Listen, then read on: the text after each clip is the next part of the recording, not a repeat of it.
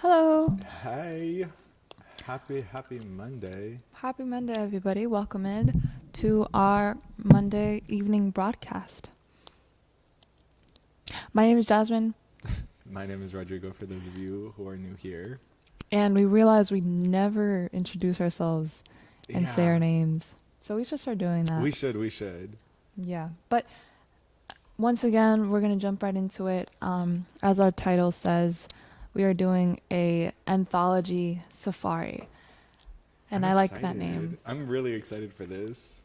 Yeah, we're going to be doing picture in picture. Ooh, Huh? right? Can we? Picture in picture? Like, can we put the anthology on there? Oh, we could. I think we should. Okay. Yeah, so you guys can see what we can see Let's figure out how we do this one. while we get that set up. I'm gonna also be doing my nails again because I have these beautiful pink nails that I've sported for a good few streams now, and they were the color that I keep coming back to. Is it the pink one? Yeah, the pink one, the very pretty pink one.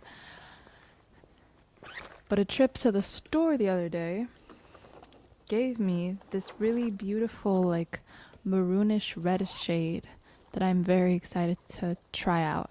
It is like a cheap polish though, so who knows if it'll look on my nail as it does on the bottle. But isn't she pretty? She is pretty. I love her. Let me put her up against the yellow. I don't know directions. It's okay. It's flipped. There you go. So we're gonna try that out. Cool. While we read poems from our anthology and peruse through these names, bios, all of these poets. If you don't know what an anthology is a collection of poems from different poets of different themes. Can be. Some anthologies are thematic, so they can have like a centralized theme that draws all the poems together. Some anthologies will just be willy-nilly, like ours is an anthology of many, many different types of poems from different themes, lengths, backgrounds of poets. It's extensive, and it has to be because this is the anthology that the slam teams. I fix this Google thing. Yeah. You got it. This is the anthology that the slam teams will use to compete in our Classic Slam every year, which is why we thought about doing a little anthology safari since Classic Slam is coming up in 2024. Why did I say 2020? It's coming up in April. The anthology is coming up in 2024. Yeah, this is the high school 2024 anthology that we're going to be looking at.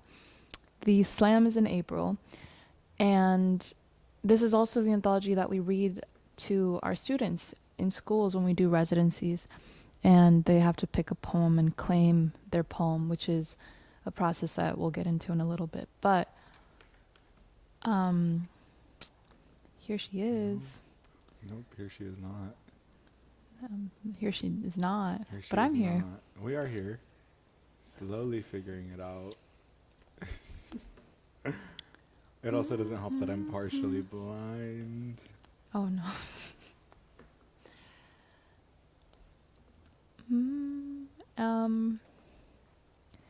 Yes. Anthology 2024.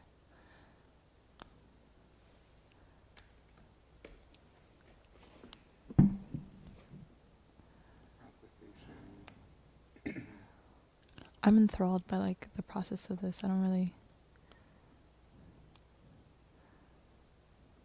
Yeah. Well, besides the anthology, we're going to chat about these poems, get into their mouth feel. Great, in my opinion. Oh, it's because it's too large. It's very large. It's too large. Read them out loud, get into their authors and their poets, and just find some classics that I haven't really read before that we can My favorite thing indulgent. about this is seeing the little cursor move across the screen as I'm working on this. It does not seem to be getting smaller. It does not. No, it is though. Slowly Okay. but surely. Okay. You can see the pixel count move on the top. Okay. Bum, bum, bum, bum, bum, bum. Do you guys know how to solve a Rubik's Cube? I love that this is your little obsession. It is my hyperfixation right now. I have mine right here and it's scrambled. Maybe I'll do it later. That looks great. Also, lovely. Nope, not what I want to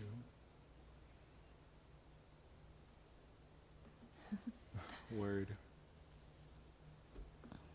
I think, yeah.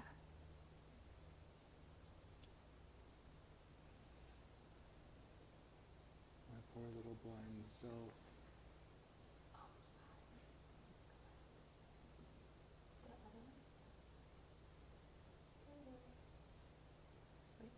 Maybe that wasn't it.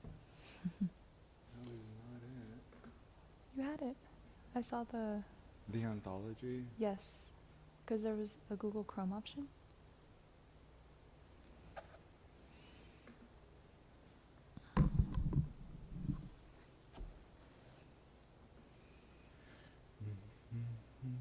Oh, I'm a little slow. I know what I need to do. I'm not a fan of Mac. Love you so much, Apple, but please. Application. Google Chrome is that one. Google Chrome. Okay.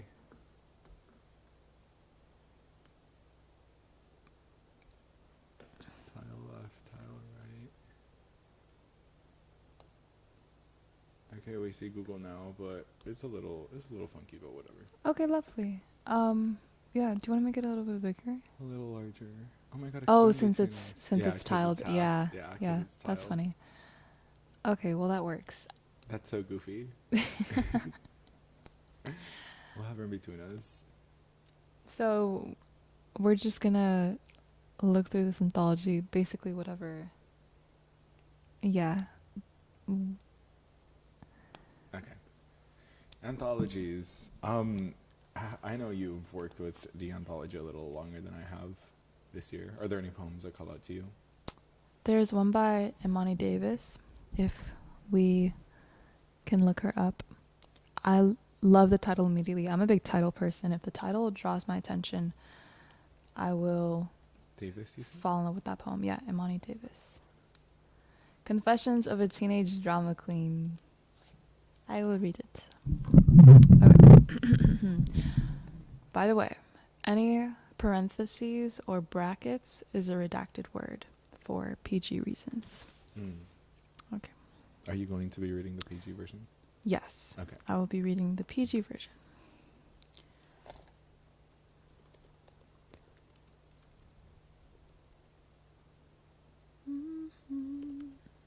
Drama Queen. Confessions of a Teenage Drama Queen by Imani Davis.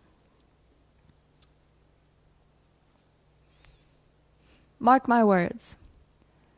Someday, I'll wear the fur of every animal inside me, still crying for attention's milk. I don't care what you call me, tantrum, mink momentum, siren of the cheapest songs. I wish it wasn't true, but scream any name and I'll come. TBH, I'd pull 1,000 looks from your eyes if it meant I'd finally be seen. I mean, what does a have to do around here to get a tulip tucked sweetly behind your ear? Die? I can only do that a little at a time. Y'all can wait, and I can continue to sprawl the mania out on my good chase lounge. I know what I'm doing. I'm fighting off invisibility with a snakeskin belt. I'm rewiring the audience to finally look me in the eye. I got so many reasons to scream and so little chiffon to do it in. Ashamed? With this face? Girl, I wouldn't be caught dead. Oh, she's an it girl. Isn't it cute? Yeah, she's an it girl. If you can see the poet's picture in the bio on the left hand side, she's an it girl. She is an it girl. The way she wrote that. Yeah, it's so sick. All right, let's read this bio. Imani Davis is a queer black poet from Brooklyn. They are currently attending the University of Pennsylvania, earning their BA in English and Africana Studies. They are 2019 Lambda Literary Fellow, Mellon Mays Fellow, and Stadler Center for Literary Arts Undergraduate Fellow, and they serve as the outreach coordinator at the Kelly Writers House. Imani Davis. Wonderful, wonderful person. Yeah, this was the first one that stood out to me. I didn't even read the quotes at the beginning. This is after Angel Nafis. I'm so show off, my diamonds designed to twinkle and bleed light. Azalea Banks. I love that. So it girl, it girl.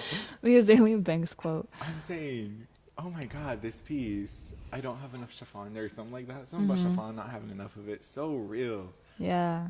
What about you, Rodrigo?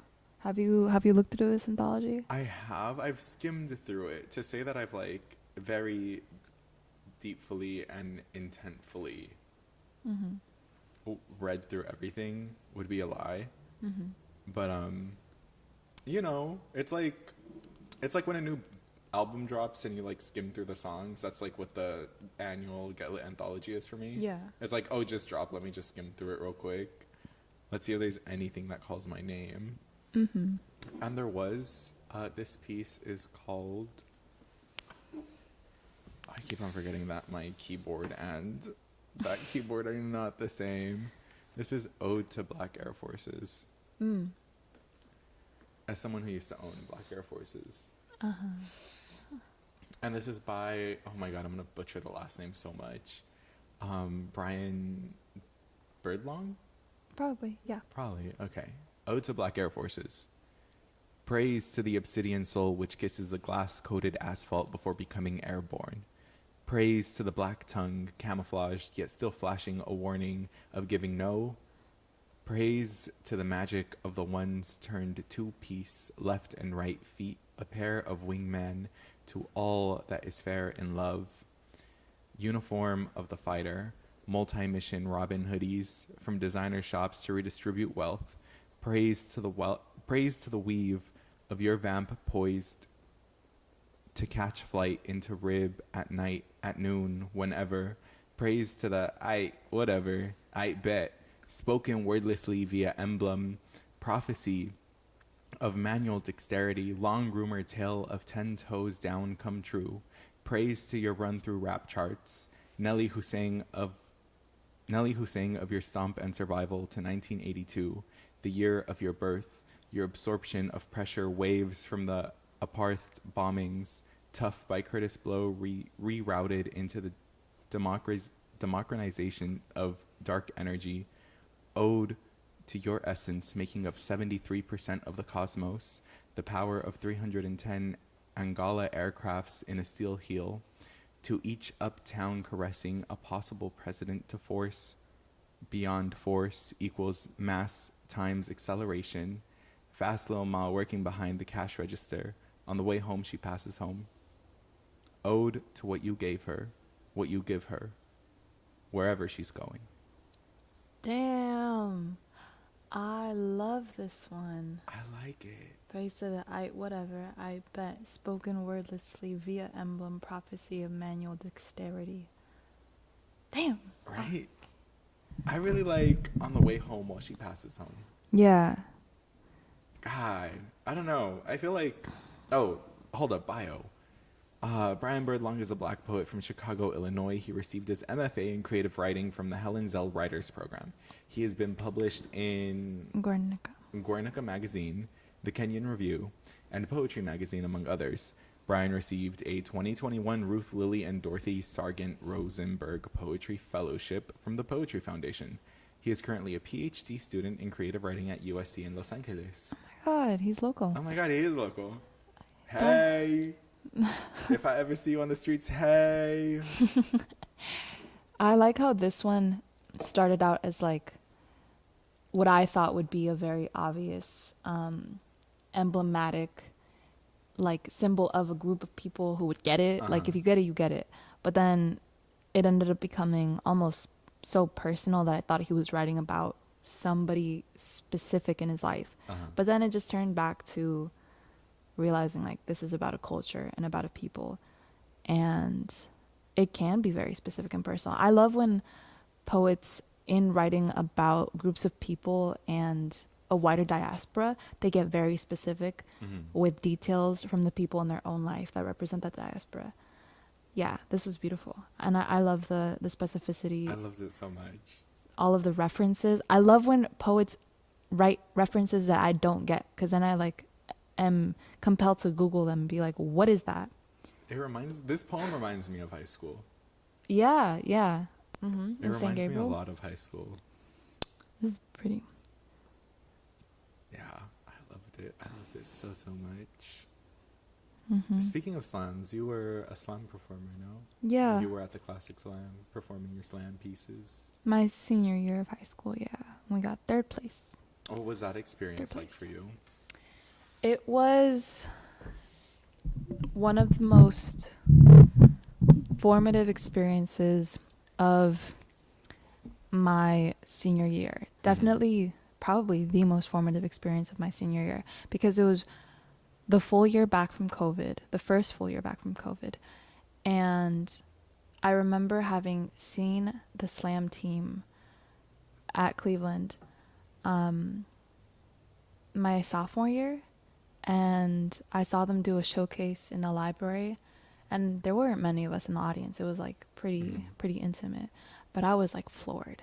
I was super impressed, and I knew I wanted to do it because I wanted to be like a theater kid. I wanted to do something with other people, a performance. Theater kids turn poet kids. Yeah, It's but a real pipeline. it's a pipeline, because there's like there was a certain barrier between academics and the theater pathway, so it was weird. But the poetry team and slam team were the primary ways in which I could involve myself in a world like that, and so I was very intrigued by it.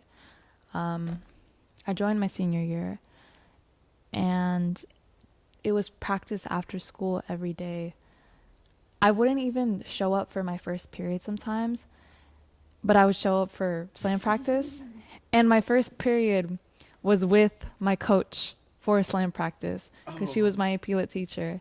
And then I would have to see her like later in the day for slam practice. But I feel like she cared more about me showing up for slam practice than she did for AP Lit.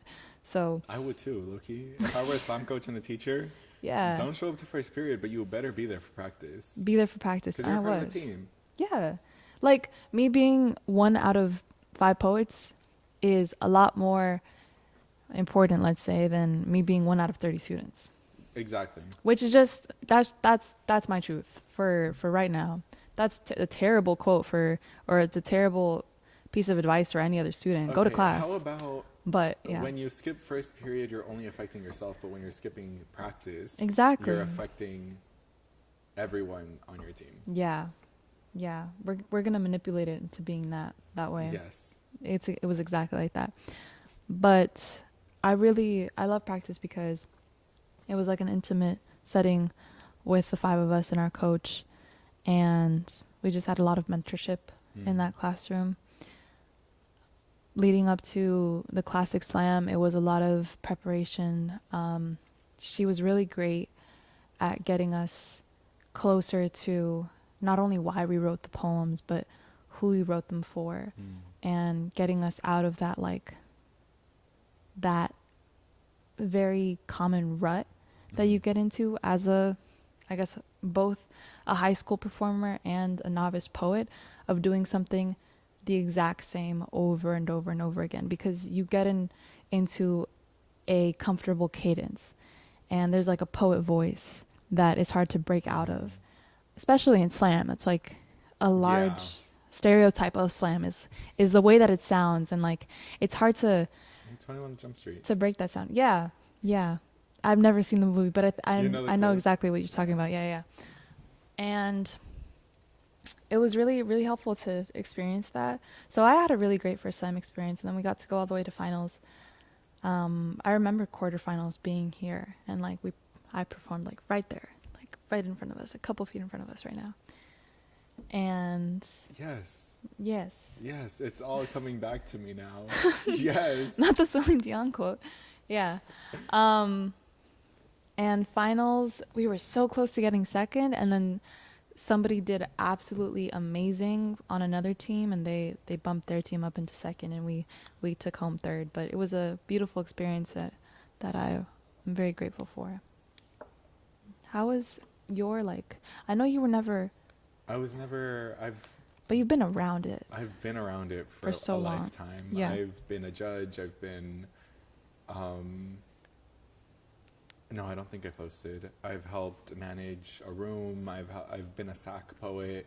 Mm-hmm. I've done it all. It's nice. I remember you were an accuracy judge. Yeah, I was. That's why it's like all coming. When you said you were in this room, I was like, I remember. I remember. Because I remember I was a judge, I believe it was for you here. Mm-hmm. And then I was also a judge once again At the finals? for the middle school, and then at the finals again. Yeah. I was accuracy at the finals, and then I was just like a random judge in this room, which I think was insane. I think it's crazy. Anywho. That's really fun, yeah. I mean, to whoever pops into this room, it may seem so arbitrary that this slam, which might not even be in the city that you live in, exists and has made such a profound impact. Yeah, like it's a core part of what got us into this work in the first place. And now we're here, like. Yeah, I love all of these spaces that encourage community, even when they're not at like a elite big level, because slam is great. That slam is really was that like taste of what a professional poetry setting looks like, I guess, because like slams are more professional leaning. But that's why I love community-led open mics, and you know, I feel like poetry and music in this city are the primary places where I'll see features for those names of people in your community that are getting their grounding in the underground scene, in art, before they make that breakthrough at cons. And so I always like love those first steps, and this organization putting the slam on every year is definitely somebody's first step every year. And so maybe two other little high schoolers are prepping right now. Upcoming artists, yeah. Little high schoolers. I was a little high schooler. So. We both were little high schoolers. Yeah. Oh, but I never finished this damn story. Welcome to me telling stories. Go ahead. My first introduction to the Get Lit Classic Slam was in 2014 when I was at a youth conference in Rosemead, where I saw the Mark Keppel poetry slam team do their set. And I was just so like, wow. I was in middle school at the time, I think. Yeah, I might have been in middle school when I saw them, but I was just so like, wow. I was so like, that's so cool. Like, y'all just get up on a stage and speak. That's scary as hell. Like, that's terrifying, actually. So I went to the Classic Slam with them. I believe it was that slam. It was one of those two slam posters. It was either the lady with the fro or the American flag. You can't see, but we have a slam poster every year for the Classic Slam. But it was my first slam ever. I had gone every year up to the state. And like I said, I've had my part in playing a judge, a SAC poet, managing the room, helping others manage the room. I got to record a slam once with the film department here. I was in a slam promotional video. But funny enough, Miss Burkhart, Mr. Vogel, I love you to bits, and I always bring this up. You two, Raul, and Austin, love y'all to bits, but I always bring this up. I never officially made any sort of team here.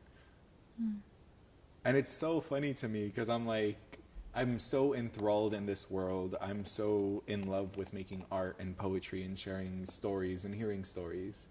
that it just like even if you don't make the slam team, even if you don't make the teams, if you don't officially become a part of something, there are always ways to make waves. Mm-hmm. Be stubborn. Be the gum on the bottom of someone's shoe, because it pays out in the end. It pays out in the end. I was hanging around Get Lit practice and Get Lit players all the time, even though I never officially was one. And they were just like, you got what it takes. You're one of us now. Yeah. You're one of us now. Yeah, no, it definitely pays off to stick around and make yourself available. Be persistent. I will always value somebody's initiative over like somebody's title, because even right now, mirrored in something as simple as student government at my college, it's like the students who go out of their way to show up and help us out, even if they're not like officially, like they don't have the title of student government member or whatever it is. Right. No, I appreciate it immensely, and we give them higher consideration when that time does come to evaluate applications and consider who our next student leaders will be. And it does apply to other aspects of work and jobs. When you're, getting into the workforce, you hear a lot like you're going to have to do work for a while without being fully recognized all the time, maybe, but that's like how you like stick your neck out. Right. That's not the right idiom, but you know what I mean? Like that's how you get your foot in the door. Yeah. To get your foot in the door and be recognized so that when the time does come to get a job, to get that internship, to make that goal, you have that connection that you established from early on because you were doing the work, you were taking initiative, and you showed that you were trustworthy.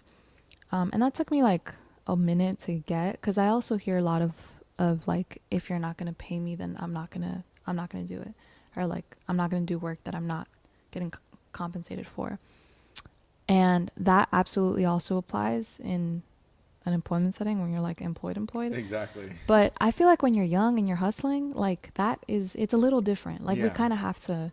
It's a lot different. We have to go the extra mile to even be taken seriously. Oh, exactly. I've not to speak ill on anybody or anyone I have worked with. Not to speak ill, but let me speak a little illy. Go ahead, Illmatic. I worked for 3 years, maybe 4, with no pay in the arts industry. Damn. Just credits and reels and photos. I worked with almost no pay for 3 years up until I got like my break. And not to say this is the story of every artist. I'm very thankful that I started when I was young. And this is just to further your point of you got to hustle when you're young. Because, like, yes, I understand that there are still times, because I also had to work a job when I was a teenager. So on top of working a job, I was also working for my art, because I wanted my art and my creativity and everything to be what I can sustain myself off of. So, yeah, it's a lot of time. Well, maybe I just took a slow road. Maybe I just took a very slow road, because I don't know if that's the same experience you shared. But I mean, even that metaphor, it's like, what is the road or the path? There is so much comparison in this world as well of who is in your place, what they're doing, how old are they, how much have they done, do they have a website, like, do they have a website is so real. I do not have a website. I'm not tripping about a website right now, like, Me neither. Yeah, I'm still trying to like get my homework done, like, why am I so real, like, I got an assignment due at 11:59 and it's 11:58 and I'm still banging out these last 2 pages. I'm not worried about a website. And so eventually I'll get there. Yeah. That, of course, a lot of these things are like time management. But I'm really happy with like the things that I'm doing, like with leadership and with here. You know, it's always, there are these cheesy quotes about like you're not racing against anybody else. It's just you against the person you were yesterday. But I do like the essence behind them of like, yeah, this is not a first place, second place, third place situation of who won and who got what. When you're at the end of your time here, that's not going to matter. Exactly. And I just want to make sure that I'm being good to me, to the people around me, and to the people I care about. And that's my job. My job is not to be the best or perceived better than anybody. That's not anybody's job. And also appreciation and inspiration over jealousy and comparison. I saw a reel about that and it was beautiful. There was like two people, like, I don't know how to explain this conceptually, but I'm going to try my best and it's going to sound crazy. Okay, picture this. There's... Hold on, let me picture. Okay, yeah. We'll close our eyes. Okay. One girl, black hair. One boy, blonde hair. They're on a balcony in New York, let's say. The girl is sleeping. She wakes up. She's covered with one tiny blanket. She looks disoriented. Yo, what did we do last night? The boy, covered with only a skateboard, wakes up, looks disoriented. I don't know, what did we get into? The girl pulls out a bottle, glass, hands it to the boy. I think it was this. On the bottle, a label that says, jealousy of others. And then the boy says, oh my God, I think also this. A carton box with the label, comparison. The boy and the girl, now beginning to regain consciousness after their long and very deteriorating slumber, pick up what appears to be a bottle of Pedialyte. But the label says, appreciation over comparison in regards to where they are and where we can see ourselves. Something like that. I'm paraphrasing. Okay. Another one. The boy takes out a bar of something that says inspiration and appreciation. They high five. They high five. The end. I think that was the gist of it. I got the labels wrong, but like, do you understand me? I get you. Yes. It was beautiful. And I think that in essence is like also what I see so many people struggling with. It's like, especially in the arts, if somebody has a really pretty accolade, something very impressive, like cool, that's amazing. But immediately I'll hear the, why wasn't, why am I not there? Or I'm upset that this isn't me yet. Like, what am I doing? And it's like, we don't have to do that. We can. Real. Yeah. Because alternatively, in the streaming space where I'm at, I have conversations with friends and people I know where they're like, why am I not there? Yeah. Why don't I have X amount of followers? Why did this video flop? Why did yada, yada, yada? Why aren't people showing up? And I'm like, why do you care? You're doing this for fun at the end of the day. Yeah. Everything is I'm just saying, like, why are you comparing yourself to others? And I'm just kind of sitting there like, can you shut up? Because I've worked through this so many times already. This is something I've had to work through before I even got into the streamer space. Because I was a performer beforehand. And I've already had these thoughts. And I had these thoughts at like such a monumental age because why am I 13, 14 thinking about why did these people do this and I didn't? Like, Yeah. It's important to have them though. Like you have them, you sort them out, and then you learn from. Oh yeah, but I mean, in midst of puberty and high school and maybe bullying. Oh yeah, definitely more difficult. Failing all your classes, like Yeah. Well, not fully, but yeah, I understand. Yeah. How difficult that would have been. It's just like you've already worked through this. you're not competing against anyone. Mm-hmm. The only person you're here to impress is yourself. Mm-hmm. What do they say at the slam? The points is the point is Are not the point. The point yeah, is the poetry. there we go. The points are not the point. The point is the poetry. Yeah. Also, great news. The color is beautiful. The color is beautiful. I love it. Thank you. Yes. But there is just so much, perceived competition in this space, and Yeah.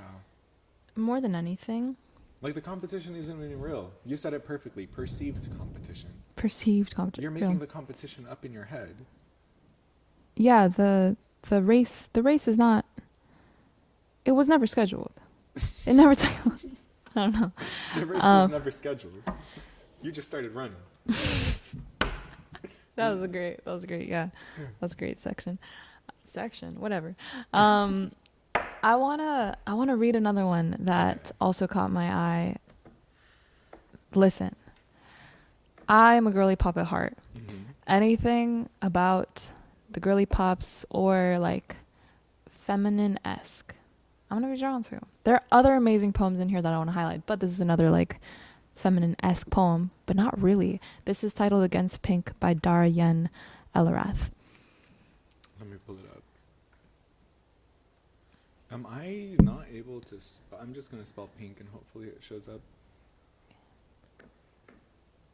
There she is, Against Pink. Yeah, I just can't spell. Oh, the picture is gone.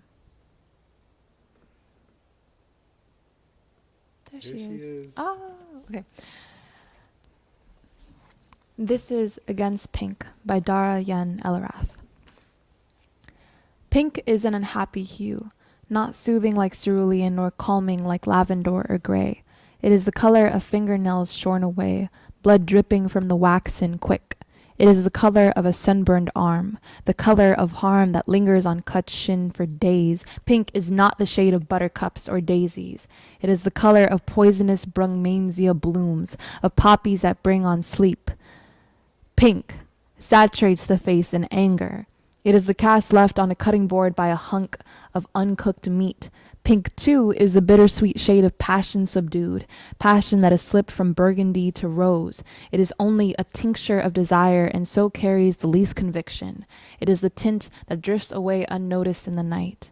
Be frightened of pink. Do not think it the innocent color of dresses or barrettes, the blush of areolas, strawberry snow cones, or grenadine martinis. Try for once to see it rightly. It is frightening. It is the hue of a person's insides, the color of a womb. That room where life arises, the room where babies are made, where arms, legs, and heads are created. Eyes, blood, and tiny teeth. Dara Yen Elarath is a mixed-race Chinese-American writer, born in California and raised in Albuquerque, New Mexico. She is the author of Dark Braid 2020 BKMK Press, which won the John Ciardi Prize for Poetry and was longlisted for the Julie Suck Award. Her writing has appeared in Poetry, the American Poetry Review, Agni, the Academy of American Poets Poem a Day series, High Country News, and elsewhere. Dara received her MFA in Creative Writing from the Institute of American Indian Arts and is a recipient of a fellowship from the Helene Wurlitzer Foundation, where she will be in residence during the fall of 2024. Beautiful. Good poem. Yes. Opening line. Pink is not an unhappy hue. Very, very evocative of yeah. Oh. Yeah. Mm-hmm. Anything else that caught your attention? If you scroll through, yeah. What's catching Rodrigo's eye? Oh, I already have them pulled up. I've already scrolled. I did my homework. So this is Speech to the Young by Gwendolyn Brooks. I love this poem so much. I thoroughly enjoy this poem. Let me find it. I gotta write a response to Against Pink You defo do. I'm very Yeah. excited to see what you come up. Miss Yanela Rath, it is on my to-do list. Oh, they have little YouTube videos? Mm-hmm. That's so cool. So you can like hear them do it. Oh, that's so cool. Yeah, do you want to play it? If we I don't know if we can. can. Okay. I'm not too sure if we can. We will not. Yeah, I want to say we can't. Okay. Because copyright. Okay. So this is Speech to the Young, Speech to the Progress Toward by Gwendolyn Brooks. Say to them, say to the downkeepers, the sun slappers, the self-soilers, the harmony hushers, even if you are not ready for day, it cannot always be night. You will be right. For this is the hard home run. Live not for the battles won. Live not for the fear end of the song. Live in the along. I love Gwendolyn Brooks so much. That one's so sweet. This was So actually cute. the shorty that I auditioned on the Sun team with. Oh. Yeah. Was it already like, I mean, I have no idea, so it might have been years, but Yeah. was it already a Kanye sample by then? Oh, I don't listen to Kanye, so. Well, there's I recognize those lines immediately from like the sample of Kanye's. It's like a sample on one of Kanye's songs. Even if you are not ready for the day, it cannot always be night. There's also a TikTok sound. Yeah, I remember Yeah. the TikTok sound. That's my Gen Z contribution. But yeah, but I really, really like that poem I too. love Gwendolyn Brooks. It always goes very quickly whenever we're claiming in the classroom. Yes. Yes, which I What type of poetry do you like? Like, what type of feelings do you like poetry to invoke in you? I will always appreciate a piece that really settles into optimism.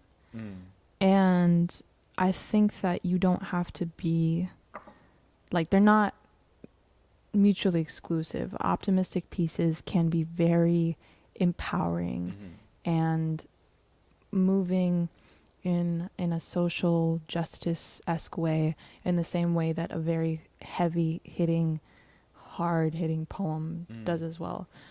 But I think that as essential as those hard-hitting, heavy poems are, the structure of them can sometimes, to me, just get a little bit heavy on my tongue. So I really like cadences and structures that rely on like airy feelings, light feelings, that also invoke that sense of empowerment, but do it by highlighting joy instead of pain. I said a lot of words there, but I hope that explained. No, I got you. Yeah. I love highlighting joy instead of the way that systems have like oppressed us. I always realize halfway through stream that it looks like we hate each other because I'm always all the way on this corner and you're all the way on that corner. And I'm like, no, we're buds. I promise we like each other. No, I think it's good. We're balanced. We have our center here.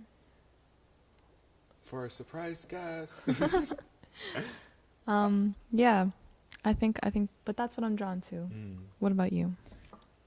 I was actually having this conversation with someone last night. Not so much about poetry, but just feelings I enjoy. Which, now that I'm thinking about it, I really enjoy when poetry makes me feel small. Oh yeah, I know what you mean. Thank you, because I tried explaining myself yesterday, describing that I enjoy the feeling of feeling small. And like insignificant? Yes. Yeah.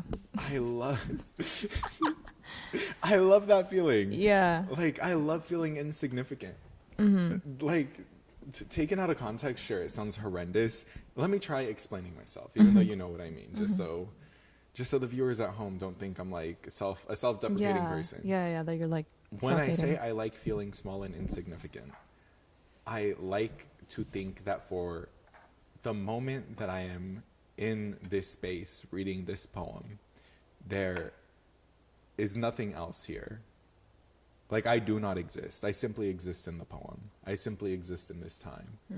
because the world could be a mess, and your life could be a mess. But in the grand scheme of things, it's not that serious. It was never that serious. It was never that serious. And you just get to feel small. Maybe it's like, I also tried explaining it as a sense of naivety. Naivety? Yeah. Naivety? A sense of naivety. Like, I don't know if it's... like childlike almost? Yes, naivety or naivete. Don't know, but yeah. Who knows? Yeah. But it's also like the feeling of a childlike wonder. Let's go with that. Yeah. Like you're so in awe with the moment you're spending, the moment that you're in. Yeah. That nothing else matters. Mm-hmm. Or it's almost like the philosophy of like nihilism. Elaborate. So nihilism, or is it nihilism? That sounds wrong. Definitely nihilism. Okay. It is the like philosophical stance that nothing really matters. Like a nihilist will believe that, I mean, what's the point in really like arguing for all of these different, you know, societal and political and like all of these stances, like when in the end it's all futile. Like it's not really important. Hi, Toilet Tower Defense Randoms. How you doing? How's it going? Yeah. But also, this is just off the top of my head. Let me get you a Google definition. A Google definition. So, pronunciation? Nihilism. Yes, nihilism. The rejection of all religious and moral principles and the belief that life is meaningless. That's the buzzword I was looking for. That life is meaningless. Extreme skepticism, maintaining that nothing in the world has a real existence. So what's the point? All of this. Oh, they're spamming hi. Hi, bud. Hey, bud. How's it going? But I understand that feeling. Do you want to explain what we're doing? Today we are going through our Get Lit anthology in preparation for the Classic Slam, talking poetry, talking our experiences with the Classic Slam, talking about our life as artists, and just kind of how we got here. And currently we are on the topic of what feeling we like poetry to invoke in us. Did I miss anything? No. Yeah, you wrapped it up perfectly. Slay! Are you a fan of poetry, my friend? What do you... Toilet tower? Toilet Tower Defense Randoms? Randoms? I like randoms. I like randoms too. Yeah. I like randoms. But yeah, are you also an art goer, randoms? But that's what we're overarching our conversation. It leads back into that. We'll always have side conversations because we probably both have like Gen Z ADHD. Yeah, seriously. Yeah. Like I multitask and paint my nails, you know, a lot goes on here. My brain just always zooming. Zooming.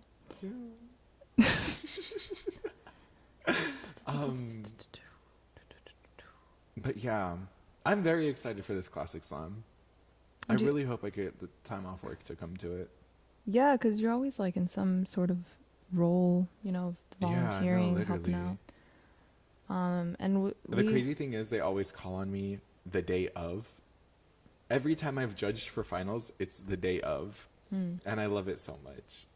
Yeah, because things like will change in the spur of a moment. Yeah.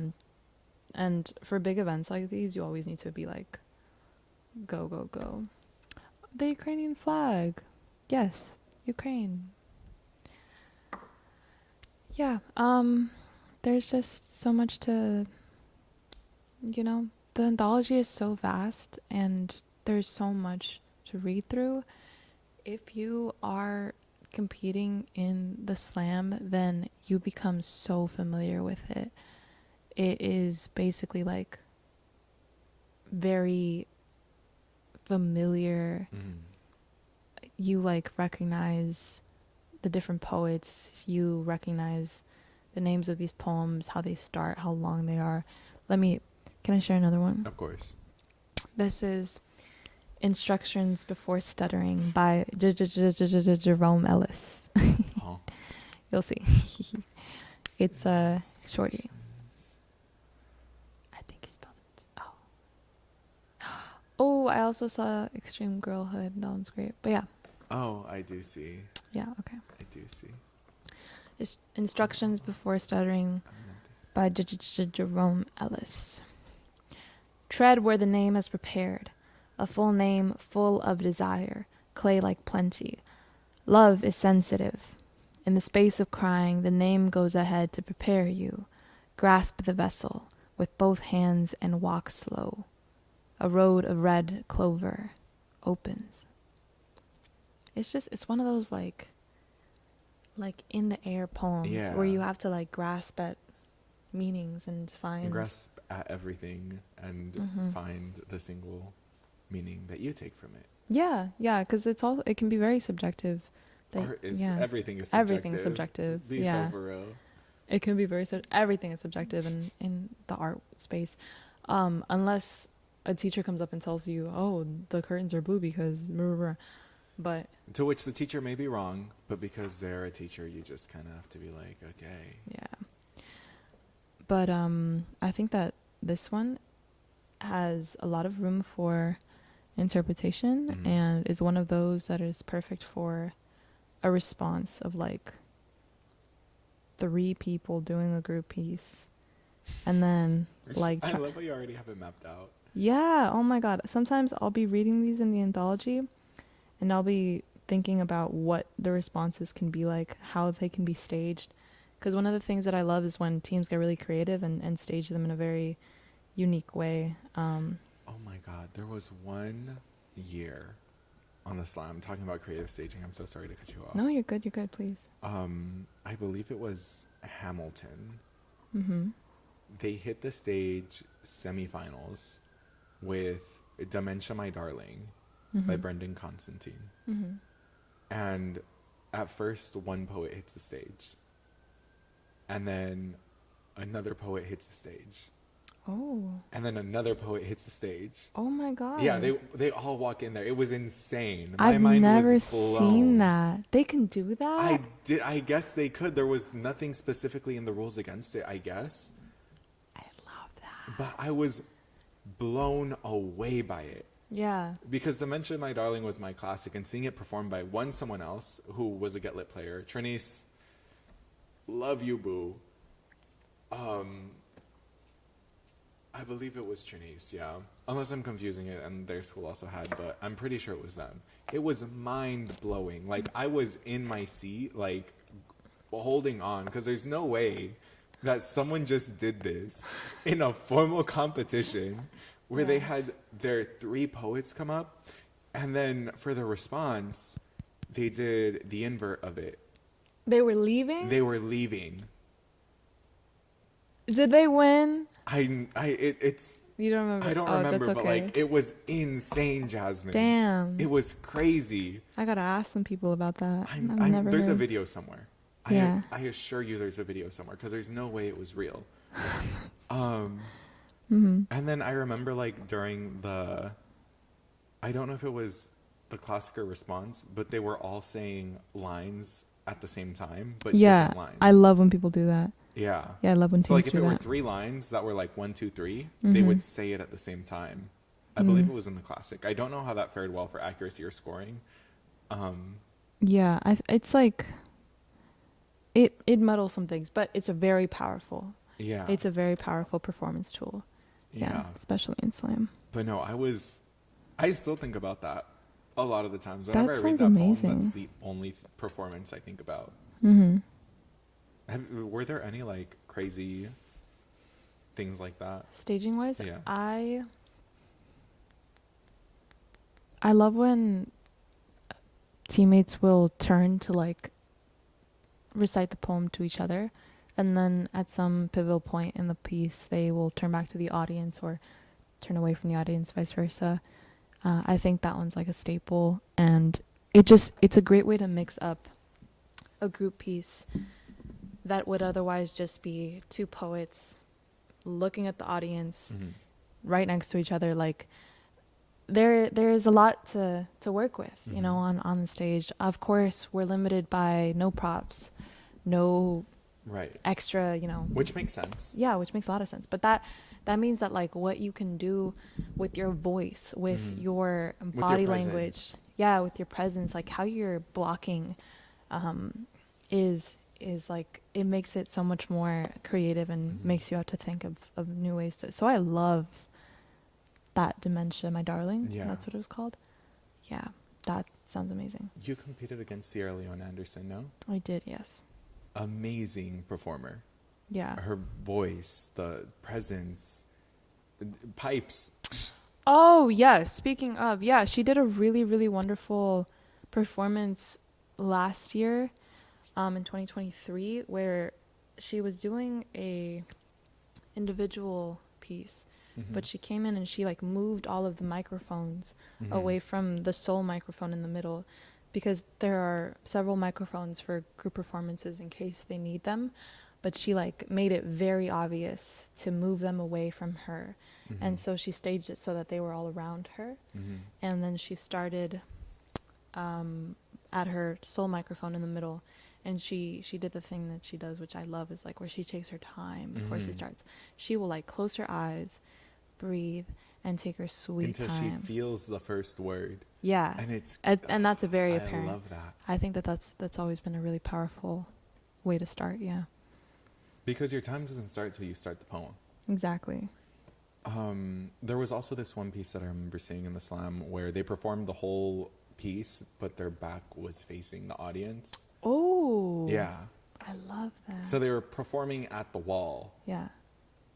Doing all the gestures as if they were performing to the audience. Uh-huh. And then the piece was something along the lines of like being hidden or unseen or unknown or something like that. Uh-huh. So you can see where it tied together. Yeah. But it was just so creative to be like, I'm going to go to this crowd of people who are all here to see me perform, and I'm going to perform at the wall. And they're not going to see my face. And they're not going to see my face or anything. That's so cool. Because it always has to connect back to the theme of the poem, the root of the juice, like, the juice. And that's really smart. I love when people are smart. So good. I've always wanted to coach a slam team. Really? I always have. Yeah, I think it would be really, really fun to like co-coach or to help out. I want to do a mentor visit, now that I'm a TA. But if you're participating in the slam this year, watch this video. We might have to retitle it like Slam Highlights Tip. I don't know, but just because we talked a lot about how the slam goes, and I feel like there's a lot of valuable information about creativity in the way that you position yourself in your performance, because it's not just about memorizing those words and writing a good response. It's like the performance is what makes spoken word. And that is a very, very powerful tool to take advantage of when you are slamming for money. Get your money, seriously. Get your money, do your art. Get your money, do your art. Yeah, I'm gonna pass this along to the kiddos that I know are in teams. I think it's a cute conversation. And it is a cute conversation because at the end of the day, the day is over. And what do you think about the day is over? Everything you've accomplished. At the end of the day is over? Word. At the end of the day, Preach. the day is over. Preach. At the end of the stream is over. Because, like, when the stream ends, it's done. Yeah. That's exactly what I'm getting at. But it matters not what you do. I forgot what that Noah Centineo speech was. Wait, I need to pull up this quote. Do you want to close out with this Noah Centineo quote? Wait, I was gonna close out with something else. Let me get that, and then I'll close out with the no quote. Okay. At the end of the day, it doesn't matter why you're on that stage, or if you think you are not going to impact anybody with what you're saying. Yeah. Because there will always be that one kid who connects to the story you're sharing. There's always the one teacher even. I had a teacher come up to me one time and tell me that it inspired them to further conversations, not with their students, but within themselves. And you never know who you're going to motivate and who who is the person standing all the way in the back corner of the room on their phone, acting like they're not listening, but so intentfully listening that they're going to take that piece of you? Because really that's what you're giving them. You're going up there and you're giving them a piece of yourself. You're giving them a story from your life, and they're going to take that from you, and they're going to grow with it. And it'll lead them to wherever they are today. Yeah, I amplify that message. And also that it is equally as important to reach that one person as it is to reach a whole room. Like, how are you to reach a room if not starting with the person who felt your message more than anybody else? Just echoing what you said. And that this can also at many times feel very self-indulging. So it's always important to draw back to the reason why we share with others, not for the glory of the recognition or the praise, but for the sake of being human with others and sharing our humanness. That's not a word, but you know what I mean? You know what I mean. Yeah. Noticing today quote? Yeah. Go ahead. So all that is to say, it matters not what you do, but what you do with what you've done for others. Oh my gosh, I forgot about this. God, that's my favorite quote ever. That's our quote of the day and quote of the year. It means nothing but so much at the same time. Yeah, it's like when you're done doing something, And it's over. And it's over. It's when you finish. It's when you finish. When it's over, you finished. And that's how you know it's ended. Because it's gone. Dead. Anyway, thank you so much for tuning in to this Monday's episode. They look great. The nails look great. They look amazing. I'm so Once happy. again, I am Rodrigo, and this is... I'm Jasmine. Thank you so much for joining us on this Monday night. We will see you